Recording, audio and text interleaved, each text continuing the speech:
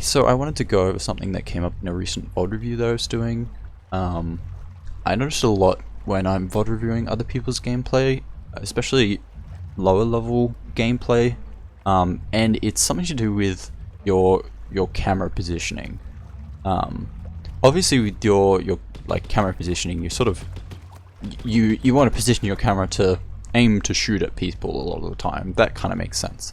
Um, But I think some people forget that Splatoon is a third-person shooter, and you can actually use the third-person camera to your advantage. So the situation that came up was that there was a 52 player sort of in this position, and they were like taking control of this area. There was like an X-Blow up here, trying to shoot at, all that stuff. But right now you really can't see.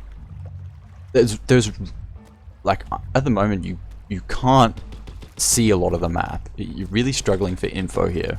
Not only can I not see above this ledge unless an enemy is right on the edge, I also can't see the entirety of the left side of the map,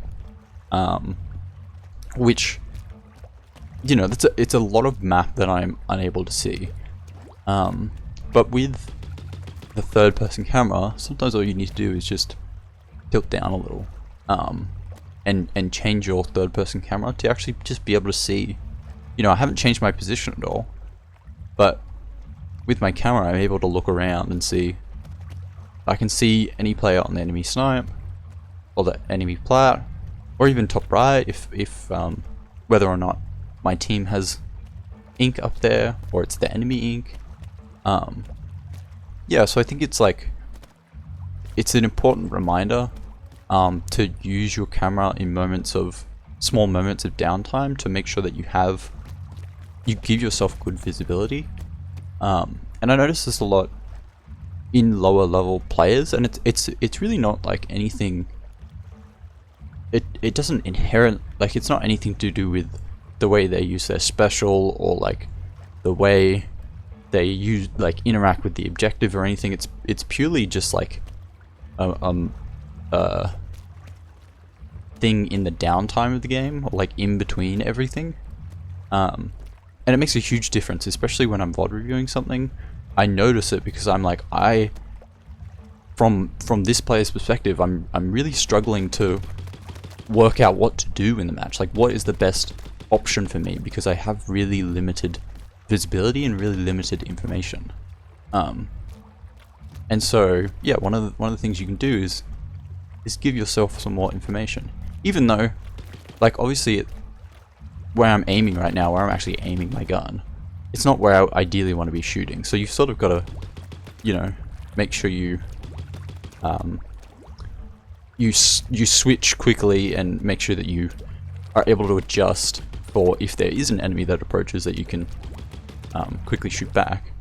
But yeah, I think it's important to know. And some weapons have a much easier time sort of naturally doing this thing. If you've ever tried to ledge camp the roller, they sort of naturally will even aim downward, kind of like this, to try to ledge camp.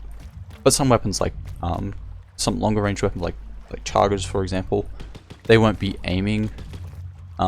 It's harder for them to actively do anything with their weapon if they're aiming downward like this. But with chargers, I bring up chargers love to sit on high ground. One of the benefits of high ground is you have much more visibility anyway. And so you can sort of give yourself, even if your positioning is a little weird or you're on low ground or whatever it is, you can use your camera to give yourself some of the advantages that high ground has. And you can use this as well for, checking around corners before you peek them, or if you're sharking, you can sort of look around and wait for someone to peek the corner, kind of thing. But yeah, I wanted to make this quick video just as a reminder that you can abuse the third person camera to give yourself a lot more visibility during a match. I actually wanted to go through a quick example. One of the weapons that is really abuses this third person camera is Ink Brush. Because of the way Ink Brush works, you don't really need to be like when you're moving around, you don't really need to be looking where you're moving. So you can, while you're moving around, you can instead use your camera to survey the map and you know, look out for enemy positions and stuff. So I wanted to show a quick example of that. Before I show an example in match, I just wanted to demonstrate in the training room sort of what I'm talking about with Inkbrush.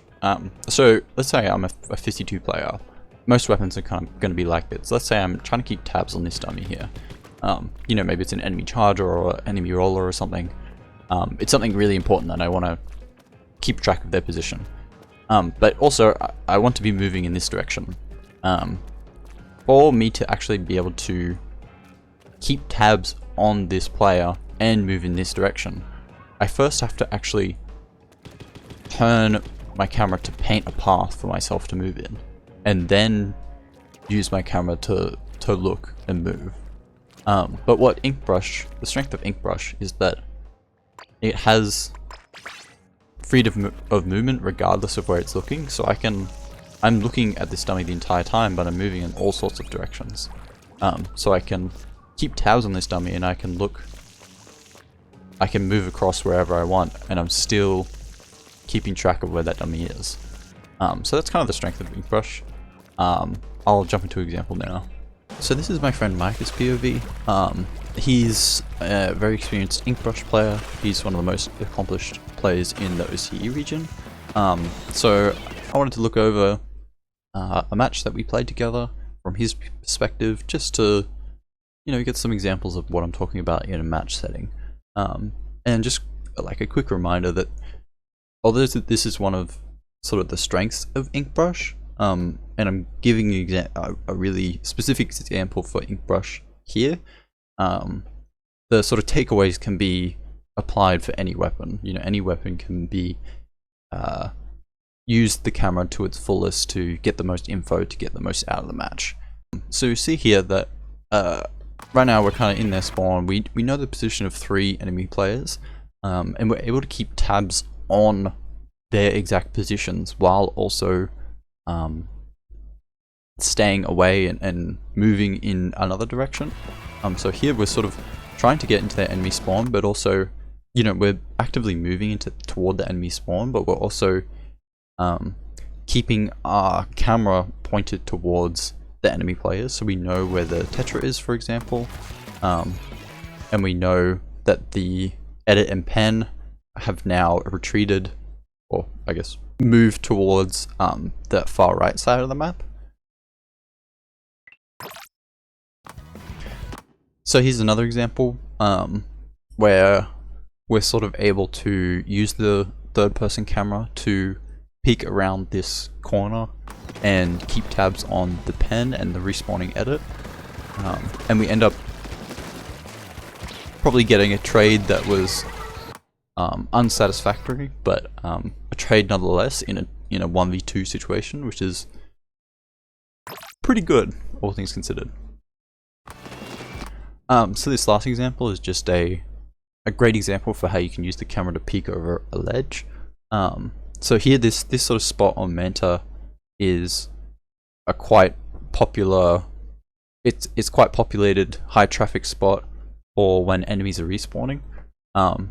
So by pointing the camera downward, we're able to peek over this wall and keep tabs on whether a player is going to climb this wall. And as soon as there was a player about to climb the wall, we try to aim upward and spot them, but we ended up getting caught out by the last enemy on the team. So it was unfortunate death, but you can see how the third person camera like really gets a lot of information. So yeah, I hope that was insightful. Hopefully that was there was something in there that you can implement into your own play, even if you're not a brush player. But yeah, thanks for watching.